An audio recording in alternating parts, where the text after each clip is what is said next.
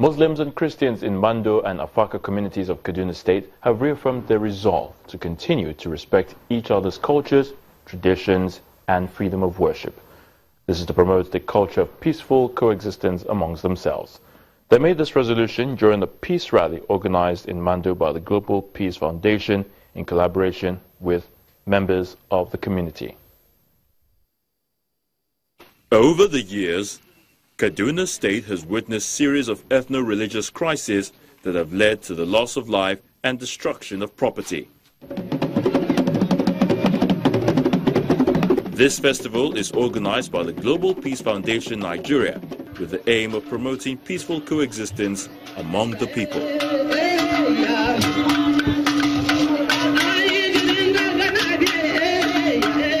The event involves a display of various cultural dances from different ethnic groups, and in attendance is a large crowd of people cutting across different faiths.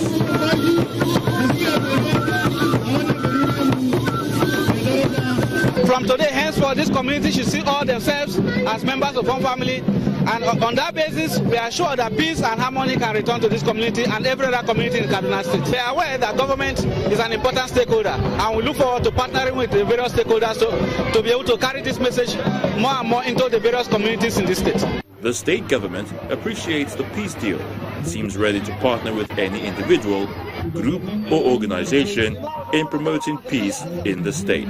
Peace is very important, and I'm sure when we understand ourselves, nobody will divide Nigeria. God created Nigeria and nobody will divide Nigeria. We have to live in peace, to love one another, to know who is your neighbor, but we cannot do this without practicing it ourselves. Residents are also reminded of the need to respect each other's religious sensitivity. Our cultures are the secret of our strength. They should not be reason for crisis. So we should celebrate our unity in diversity instead of every day fighting, killing each other. God has created us to live together, appreciate and celebrate one another. The best thing we are expected to do in order to progress is to live harmoniously with one another, is to always make concerted effort to reveal exceptional, excellent human quality. The One Family Under God campaign by the Global Peace Foundation Nigeria is a value-based peace-building and conflict prevention initiative that seeks to mitigate sectarian violence by changing attitudes and behaviors that drive identity-based conflicts, thereby promoting and sustaining social cohesion among the various ethnic, tribal and faith groups in northern Nigeria. To get the Apapa road into good shape, the Nigerian government needs to spend 100 billion naira. This is coming from the Minister of Power, Works and Housing, Mr. Babatunde Fashola. Now, he says the design and other requirements needed for the reconstruction are ready. What's left is a formal deal with private companies collaborating with the government before seeking approval from the Federal Executive Council. He reiterated that the Apapa area is a priority to the federal government because it's expected to solve the issue of roads leading to critical ports in the country. Arrangements for the deployment of a long-lasting solution on the Wharf Road are also nearing completion. The minister appealed to residents of the Apapa area and people whose livelihood depends on it to be more patient. According to Mr. Fashola, work will start on the Apapa Road in a couple of weeks to put a concrete structure in place that's expected to last another 30 years.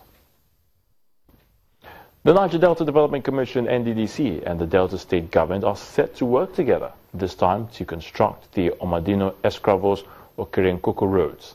For this reason, the chairman of the NDDC governing board, Senator Victor Ndoma Egba, is in Delta State to pay a courtesy visit to the state governor on how the projects will be executed.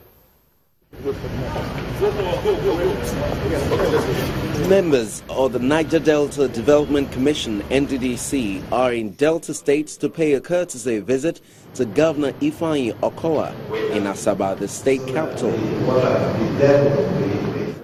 They are here to strengthen collaboration with the government on developmental projects which include construction of Omadino, Kerenkoko Escravos Road. We must move forward, and we are only moving forward by cooperating, by collaborating with member states of the the region. So it is in that spirit that we are here, Excellency. Any project that brings development to the state is welcomed by the governor. We have heard the numbers of projects, a lot of projects, my chairman, but the issue is you actually have hit the nail on the head. That you would rather have fewer projects that impact greatly on the lives of people. It's not that these projects don't impact on the lives of the people, but I believe that it will have been an intervention agency that crosses, that goes across several states. Delta State has benefited from over 1,000 projects initiated by the NDDC, valued at 366 billion naira. 883 have been completed, while 396 are ongoing. Mental health experts have raised concerns over the high rate of depression among Nigerians, with about 1.8 million people set to be suffering from this challenge, mental health challenge that is, and fourth leading cause of burden in society. They listed fatigue, loss of energy, diminished ability to think or concentrate, and low self-esteem as some of the associated symptoms. To address this challenge, there's, however, been a call to the National Assembly to demonstrate the much-needed political will and pass into law the Mental Health Bill before it addresses some of the challenges in the mental health sector.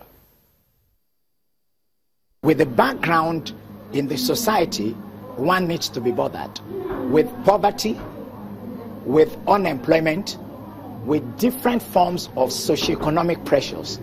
People will come under a lot of stress. And once there is stress, the mind begins to respond in uncertain ways. Occasionally it might respond with a depressive disorder. And some studies have shown that with poverty, one may develop depressive symptoms.